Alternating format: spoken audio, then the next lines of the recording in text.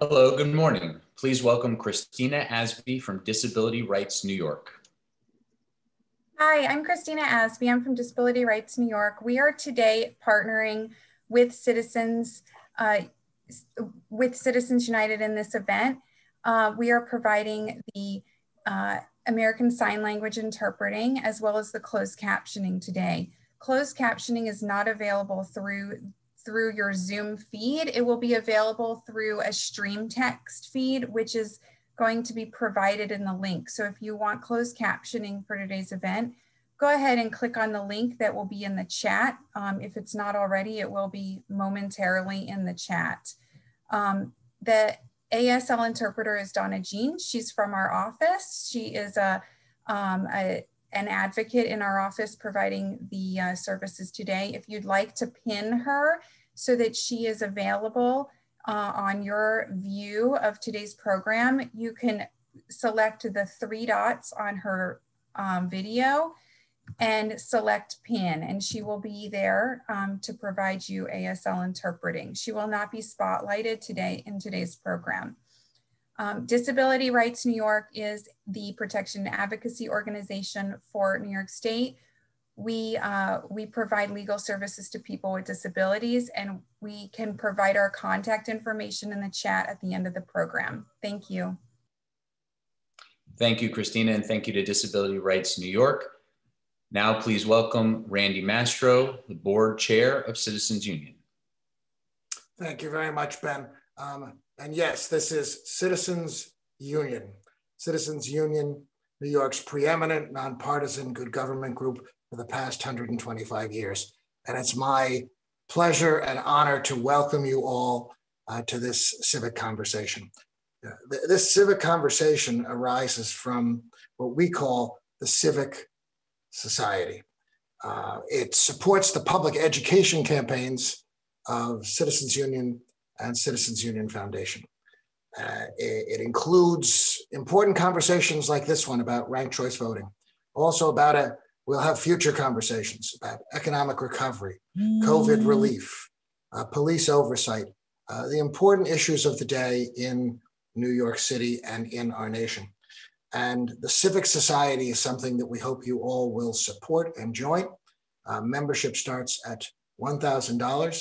Your support is greatly appreciated for important programs like this one and the incredible speakers you're going to hear from today. I encourage you to go to www.citizensunion.org and join the Civic Society. And now it's my pleasure to introduce you to today's moderator and host, Ben Max, the editor of Cuff's Gotham Gazette. Ben, take it away. Thank you, Randy. And thank you all for being here this morning. As Randy said, I'm Ben Max. I'm the executive editor of Gotham Gazette. Please do find us at gothamgazette.com for news on New York City and state politics and government. We are well underway to covering the 2021 New York City election cycle like no other publication. And please do read our latest coverage and ongoing coverage. Thank you to Citizens Union and Citizens Union Foundation. Thank you to Randy Mastro, the boards of the 2 organizations, Executive Director Betsy Gottbaum, and the entire team at Citizens Union Foundation, and of course, our team at Gotham Gazette. Thank you to our great panelists who we're going to get to in just one moment, and all of you guests for being here for this very important discussion, kicking off the 2021 series of civic conversations from Citizens Union and kicking off important discussion of ranked choice voting here in the New York City election cycle for the 2021 elections. Now, just briefly before we get to our expert panelists to talk all about the details, what to watch for, pitfalls, all the advantages of ranked choice voting and some of the things that might not go so well in the first installation of it. A little background on ranked choice voting, which is being implemented as we speak in a special election in Queens. It was passed in 2019 as a referendum on the ballot after a New York City Charter Revision Commission put it before voters. And in 2019, that passed with roughly 75% of the vote in favor of implementing ranked choice voting. Now, it's not as simple as ranked choice voting for all elections, of course. It applies only in New York City right now to special elections and party primary elections. And so we have a special election happening in Queens for the city council. We've got several others coming up, and those are the first runs of ranked choice voting here in 2021. They will apply to all of the city government primaries happening in June: mayor, comptroller, public advocate, all the borough presidents, and all 51 seats of the city council. Even those that are having special elections over the next couple of months will be back on the ballot again, unless someone's uncontested in the primary. Ranked choice voting allows voters to rank up to 5 candidates in order of preference. Voters can choose to put just one first choice on their ballot, or they can rank up to 5 in those primary and special elections. Ranked choice voting eliminates runoffs, which used to be in place for citywide positions, and candidates have to get to 50% of the vote plus 1 in order to win. When the ranking and the instant runoff comes into play is if on the first tally of first choice votes, no one reaches 50% plus 1, a majority of votes. If no one reaches that majority, the ranking comes into play. Whoever receives the fewest, whichever candidate receives the fewest first place votes is eliminated. And the voters that chose that candidate see their second choice reallocated to those candidates. That process then continues all the way through. At some point in the counting process, one of the candidates will hit 50% plus 1. Now the count continues to go until the final 2 candidates and everyone has been eliminated but those 2 candidates, and all the votes are tallied. But at some point in that counting process, one of the candidates will reach 50% plus 1, and that candidate will be the winner. So I hope that's a good brief overview. There are a lot of resources out there to help explain it. There's some good videos. There's some links being put in the chat as we speak, and we will get into a lot of the details right now with our expert panelists. And they can, of course, fill in any of the blanks that I might have missed in trying to give you that brief introduction. So panelists, why don't you start your videos and unmute, and I'll introduce you in just 1 second.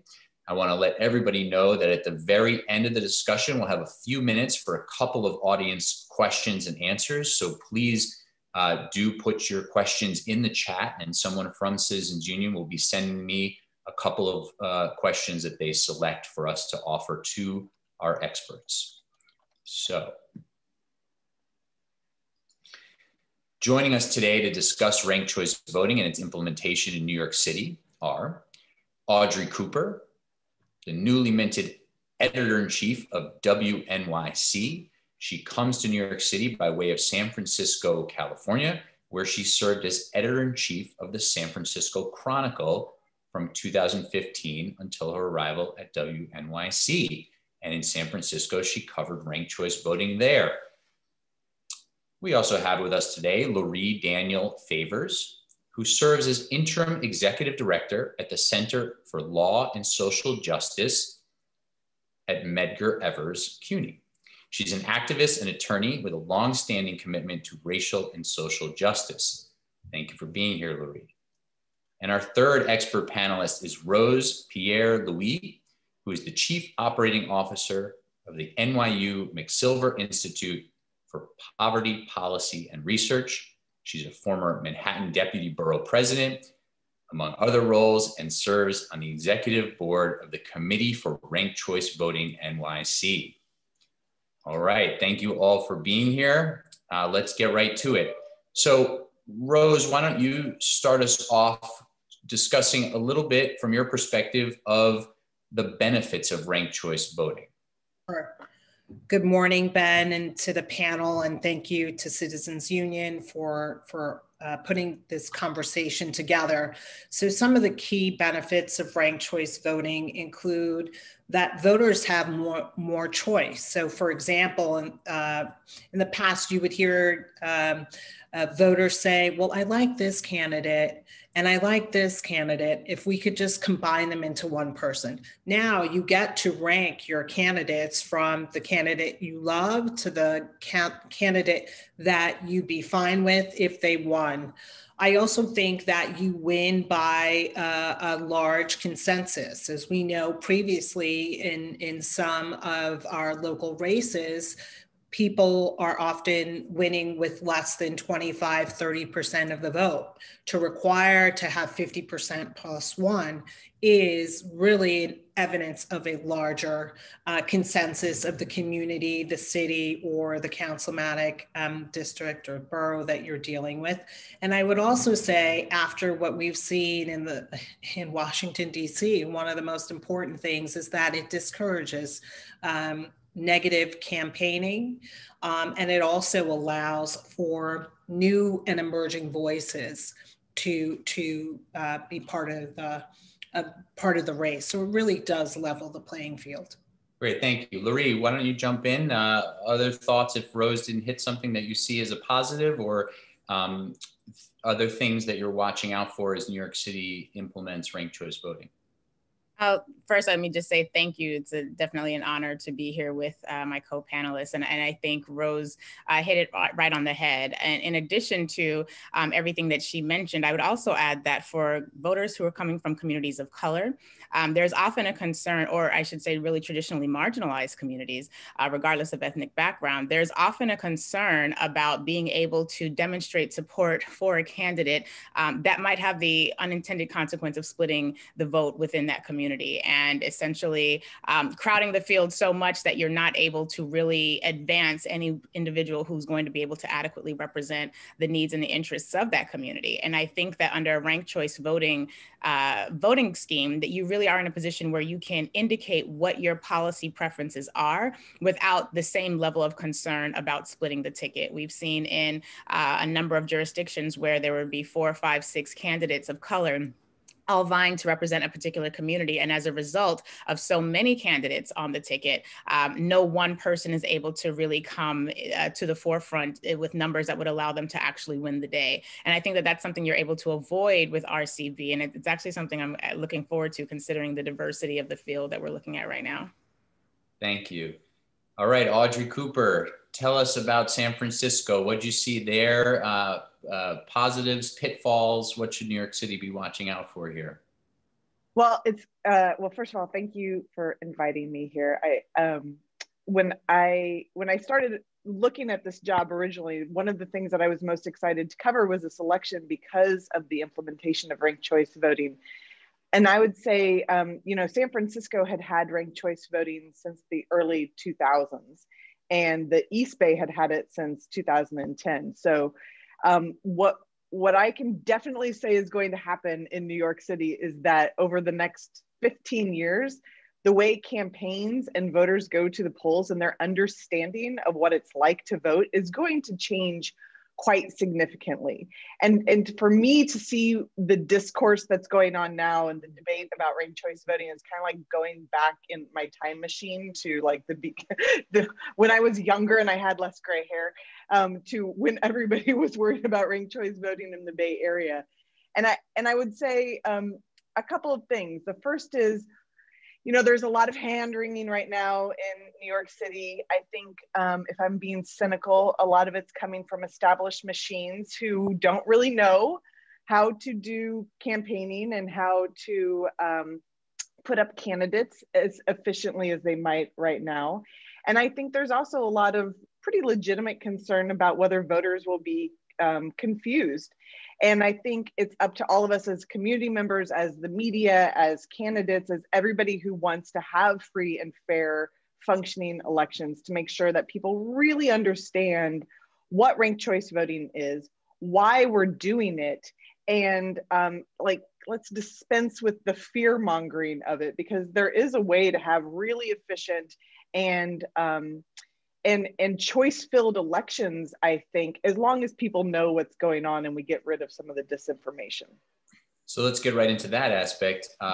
Rose and then Lurie again. Is New York City ready? What's your sense of where things stand and what needs to happen for New York City to be fully ready to implement ranked choice voting, which, as I said, is happening right now in Queens, City Council District 24. And then there's several other special elections where it's going to be used in the next couple of months because city council members have taken other jobs, been elected to other positions. But where do things stand from your perspective, Rose, in terms of New York City's readiness here?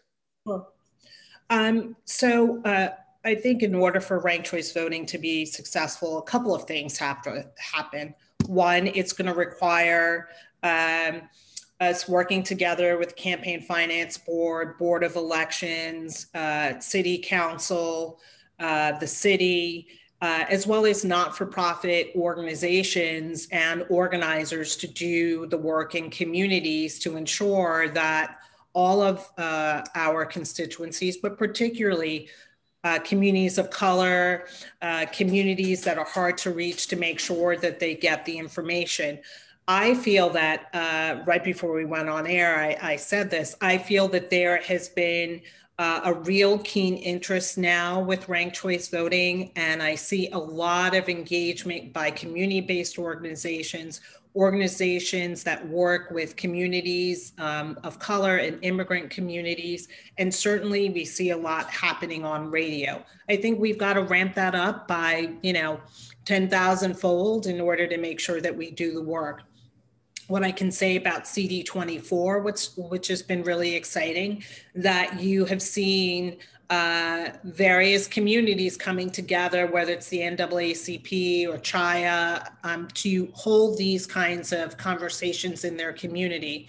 And so I think that we will continue to expand the education and the outreach, but we need to be sensitive to partnering with community-based organizations that are indigenous to those communities so that everyone is educated on RCV. And I'll just add, one of the most important groups I think to reach are older voters, seniors who are very consistent voters, as we know, and need to be made aware of this new system. I've also noticed that a lot of candidates are starting to have their own education events, which is good that they're all starting to reach at least the people on their email lists and their supporters.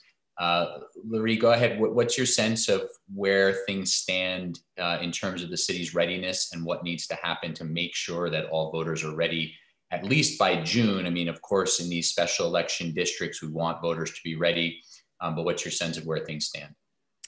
I'm optimistic about where we're going. I am less pleased about where we are as a city. And I think that while, as was just stated, community-based organizations, faith-based organizations are really doing yeoman's work of making sure that their constituents and their members are as prepared as possible. It has been a bit disappointing to see some of the folks who have been more resistant to ranked choice voting kind of operate almost as if they were in a time warp. I think someone used that phrase earlier, to the extent where for many, it's almost as if we're still debating the efficacy of ranked choice voting. For some, it's as if we're still debating this as a ballot initiative, as opposed to having embraced the fact that it's here, it's happening. I was recently asked to participate in a debate about the impact of ranked choice voting. And, my concern with those types of conversations is that we're seeing, I think, too many people spending too much time still debating the merits as opposed to engaging in actual preparation. And so I'm glad to see that community-based organizations, and I'm going to shamelessly plug my own, the Center for Law and Social Justice, and our partnership with the Brooklyn NAACP is one collaboration that I can think of. There are faith-based groups that are now thinking about how to talk to their constituents on a regular basis about this. And so I think where we have seen some folks who have been a bit slow to embrace the change is here. And those who are more concerned about centering the needs of voters are doing the work of ensuring that they are protected. And as it pertains to our seniors, I am so glad that you mentioned that, because, for a number of our folks who are somewhat older, they may actually, in some odd ways, be more prepared for ranked choice voting than newer voters, because if they were a part of the city when there was school board elections and when a very similar type of voting apparatus was in play, and under that type of voting system, communities of color were able to advance candidates in ways that they simply had not with previous systems. And so there's an interesting mix of institutional history that I think a number of our seniors could bring to the forefront that might actually end up helping them have some advantages in just grappling with the concept. That said, as I've told to many people far too often, if you can play spades, dominoes, or bidwiz, you can do ranked choice voting. This is not that hard. It's just making sure that people have access to the information, they can see what a ballot will look like, and give them a few opportunities to play around with it. And you will soon be like my family and doing this with choosing dinner for Friday nights. Right. Audrey, as we look at this broader implementation, are there specific things as this education effort happens that you think folks should try to make sure to get out ahead of? Other than the sort of basics of how it works, are there any pieces of this that, you know, saw either stumbles in San Francisco or a longer learning curve there that would be really important for the people doing the education, which includes all of the people watching now who will at least be telling their friends and their networks about it, to try to head some things off? I mean, I want to get in a couple minutes to this idea that maybe the person who doesn't get the most first place votes in the first count doesn't win. And that's a little bit of an adjustment for some people. Is that one, or are there other things that really need to be part of this education effort that you saw firsthand? Yeah, that's a really good question. And it's something I've been thinking about a lot. You know, I think critics will point to the fact that the person who should be in first place doesn't always win. And that, I mean, that has happened for sure. It's pretty rare. Right. Usually the person who's in first ends up winning.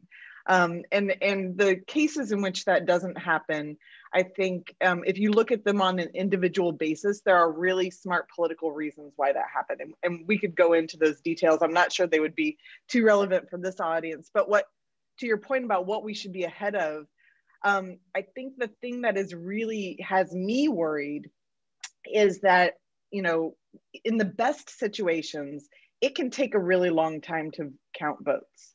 In the last San Francisco mayoral election, when London Breed eventually won, that vote with established software in a city that had been doing it for more than 15 years, with an electorate that knew what it was doing, with candidates that were highly sophisticated about how to run in a ranked choice election, that like counting those votes twice a day, releasing the new ranked choice tabulations took more than a week.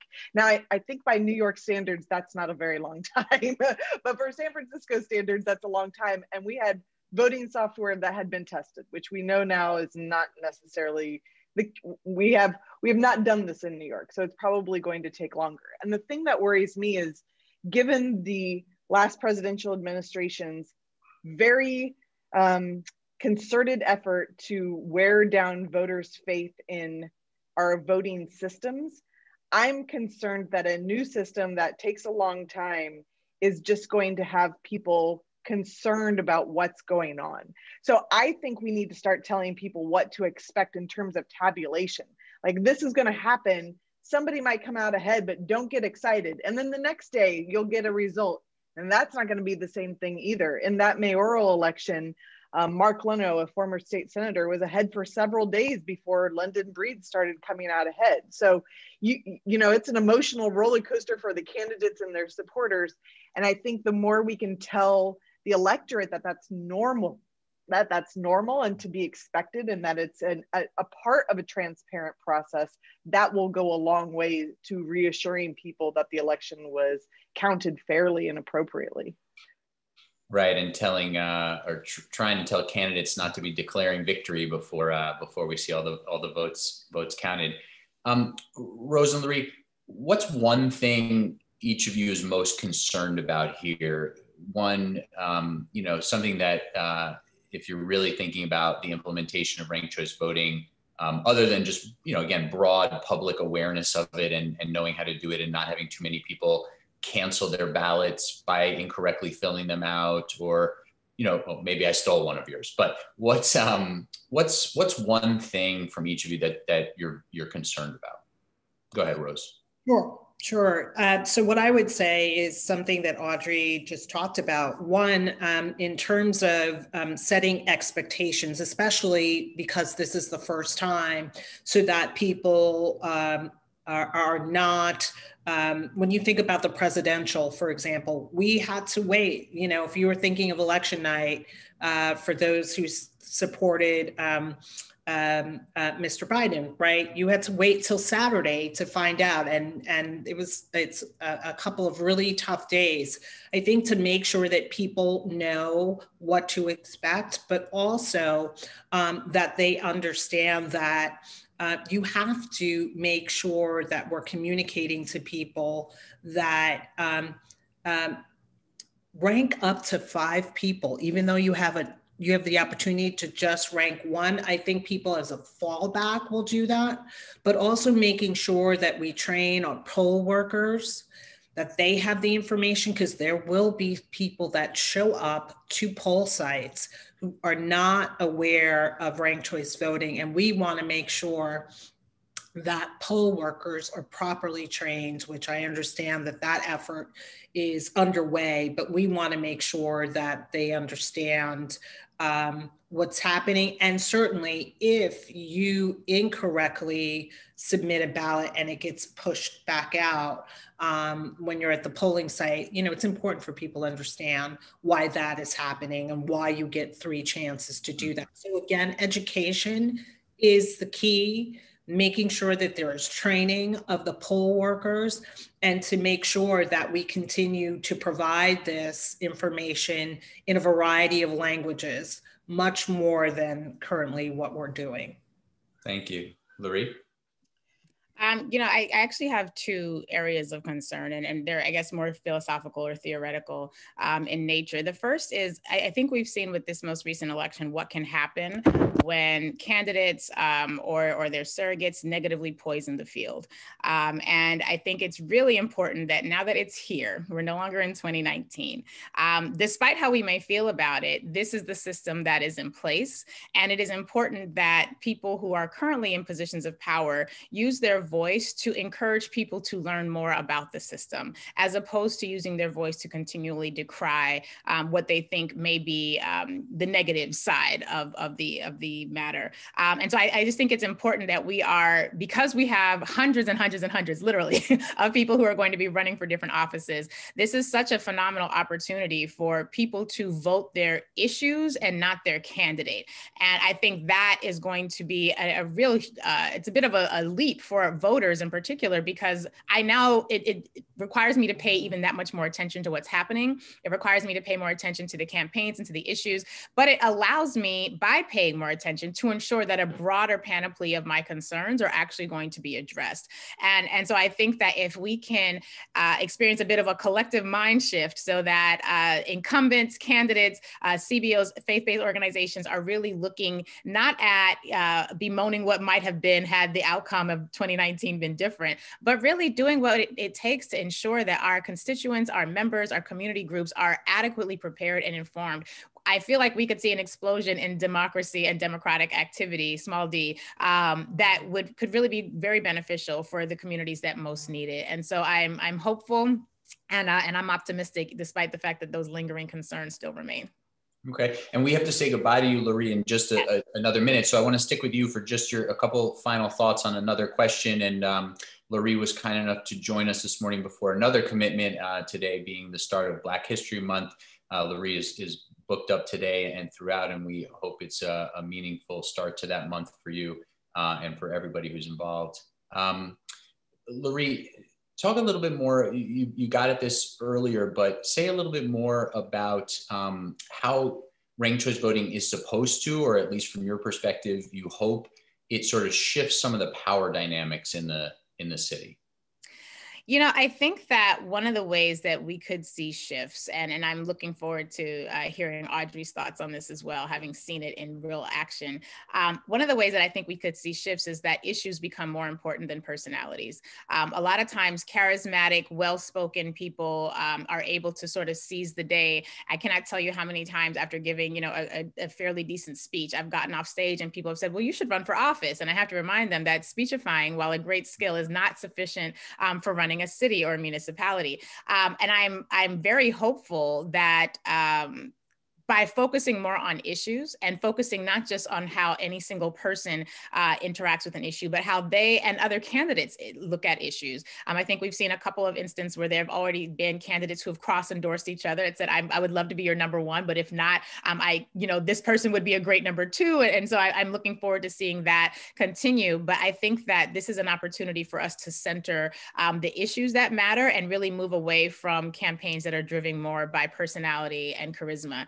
I love a good charismatic speech as much as the next person, but I'm looking forward to seeing how the issues of substance are really embraced by the voters, and what the voters think is going to be the best assortment or the best ranking to really ensure that their needs are fully met. Thank you, and go ahead and whenever you need to go, Lurie, drop off there. So Audrey, let's great spot. Happy Black History Month, everyone. Thank you so much for having me. Indeed, thank you for joining us. So Audrey, on that question to you, in terms of how you're thinking about shifting power dynamics in the city, how is ranked choice voting going to do that, or how do we think it might do that? Are there forces that stand to lose some power, forces that stand to gain some power? What are your thoughts on that? Well, I wish I had her optimism that this will suddenly turn everything very issue focused. That has not really been my experience. Now, San Francisco is a much different city than New York. There's less daylight between policy issues in San Francisco. There's like liberal and more liberal in San Francisco, and there is no moderate to right at all. So it's a much different city in terms of issues.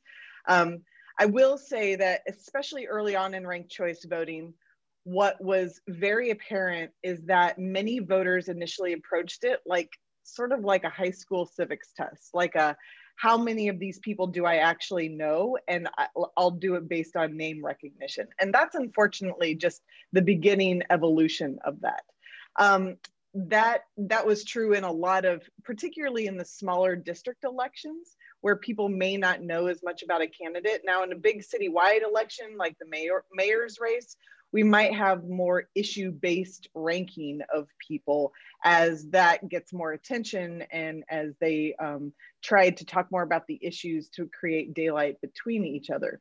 But I think, oftentimes, particularly in elections where you don't have a lot of voter engagement, like in many local New York City elections, whether or not voters are really going to say, well, this person is right on my issue of education and this one's the next closest, I think that's probably not going to happen right off the bat. It might happen as people become more nuanced and also as candidates become more nuanced. I've actually been surprised that we haven't seen more candidates take advantage of name me number one and this person number two. And I think if they were being more sophisticated about how they were running, there would be a lot more of that. Now you have to have candidates who don't have giant egos and are willing to do that. You have to, which I know is like asking a lot. You have to have political consultants that are willing to go out and get endorsements like that. But that's how you build coalitions, and that's how you get enough of those number two votes so that if you are number one, you win very quickly in the runoff election. The way that people need to think about these elections, and I think it's really hard for them to sort of your average voter to wrap your head around it, is you're really running the main election and the runoff at the same time. So while these small groups that maybe have niche issues may have divided a vote before, they can suddenly coalesce around something. So in that regard, you can start to get some movement behind people that maybe in the past didn't have that ability to rise up in the same way. I do, when I talk about ranked choice voting, I do try to also use instant runoff voting. I try to kind of use both and remind people that that's a little bit of what we're getting at. Although, as I mentioned in the introduction, the runoffs in New York City have at least only been in place in those citywide races, though we've seen a number of them in recent election cycles. And of course, there would be many more if the rules have been different for what it takes to win a city council or a borough-wide race.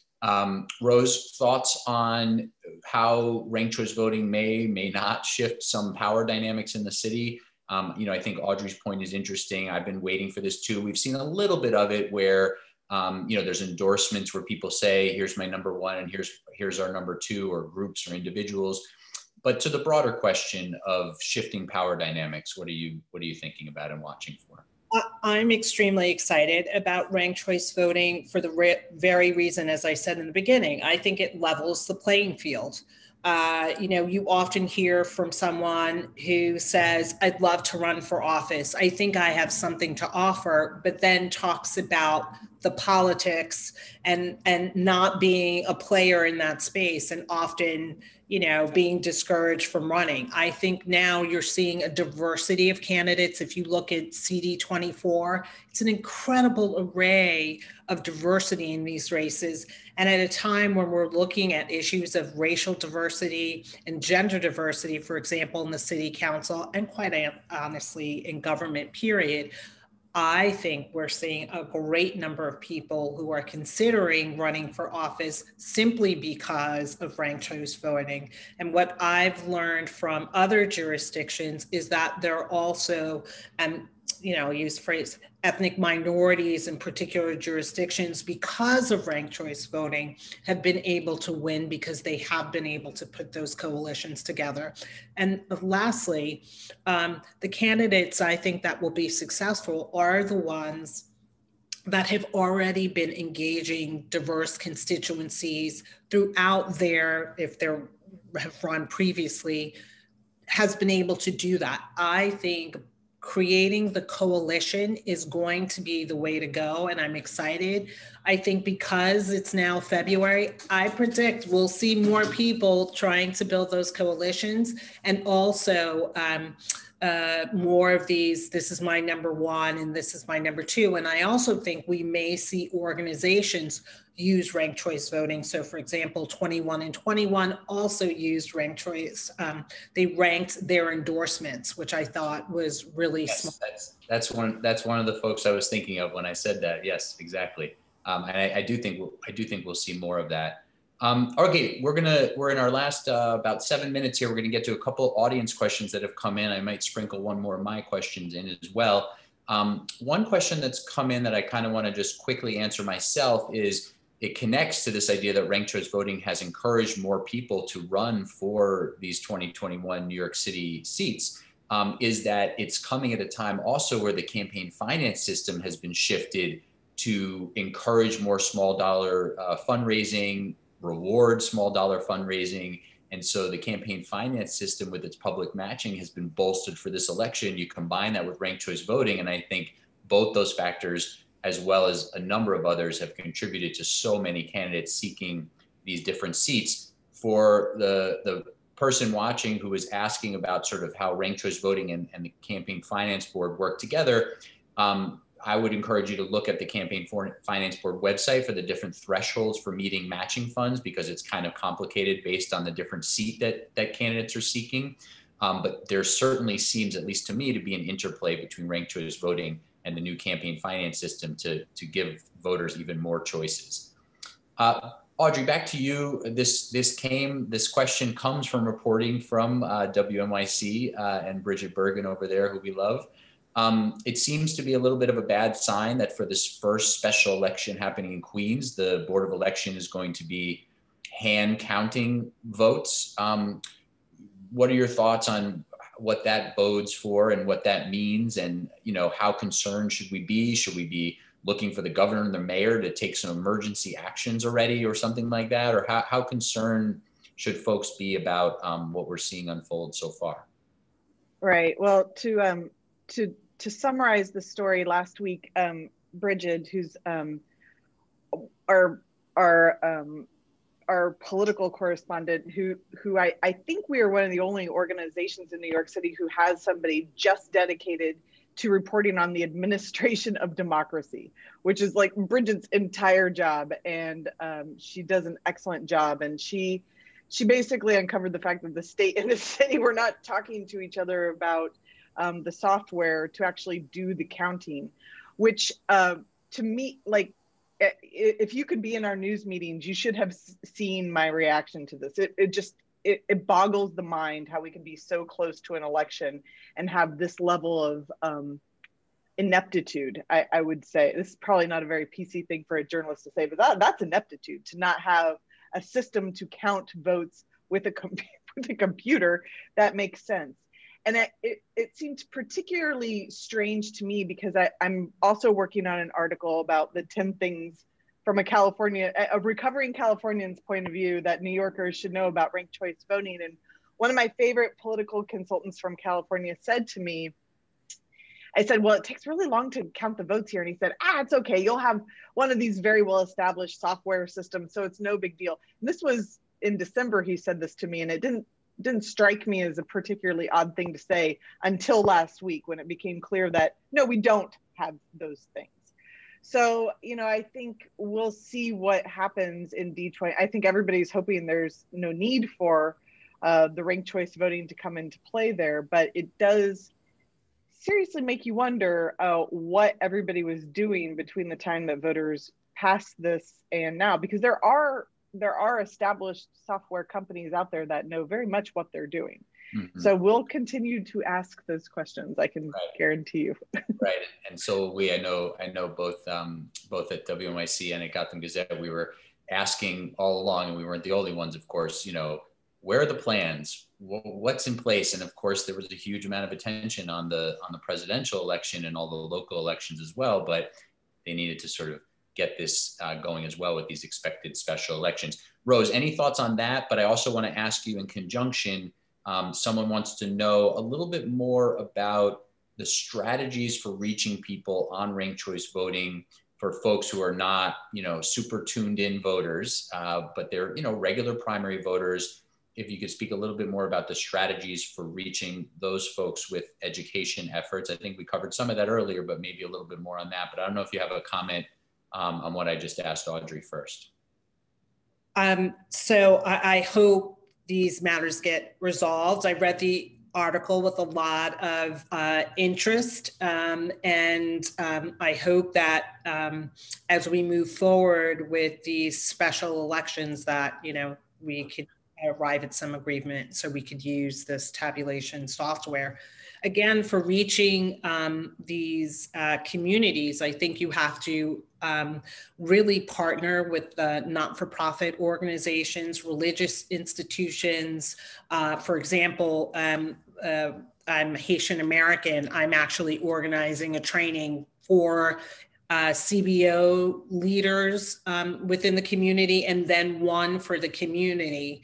And so I think you've got to, as a candidate, begin to think about how do you form those partnerships with those organizations. But I do think there's a lot of interest within the not-for-profit community to make sure that their clients, their participants, their consumers are aware of ranked choice voting.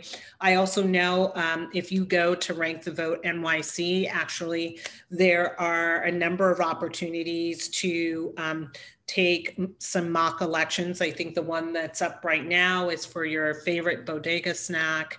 And I think that helps to demystify a lot of the concerns people have about ranked choice voting. I just want to say, Ben, about one of the questions you posed also in terms of anticipating, you know, what to expect election night and throughout the week. The other thing is that people need to really understand what the ballot's going to look like, because in some races, you're going to have, I don't know, 12, 13 people running for city council seats. It's going to be really important that there's that education and awareness. But I think the Campaign Finance Board will have something. I participated in their trainings and they were great. But I also think, as you said earlier, elected officials will be doing that work, and particularly council members that know the ins and outs of their districts will be doing that as well. So I think this is, I think we will begin to have that kind of outreach in communities on an ongoing basis, but we must be vigilant in making sure that the hard to reach communities that you're partnering with organizations that have credibility in those organizations to do that kind of outreach. Okay. Well, we're going to leave it there. That's a great way to end it. I appreciate all the thoughts from our three panelists. And again, Lurie, Daniel Favors had to jump off just a couple minutes early, but thank you to Lurie. Thank you, Audrey Cooper of WNYC. Thank you, Rose Pierre-Louis of NYU McSilver Institute, as well as Ranked Choice Voting NYC. Thank you all for watching. Please do consider Citizens Union's new Civic Society program. We will be having other civic conversations in the months ahead, from ranked choice voting on to other important issues facing the city. Of course, please do read us at gothamgazette.com. And thank you all for taking the time to join us on this snowy morning to learn about something that's very important here as our local democracy wrestles with new changes and looks ahead to this very important city election cycle. Thank you.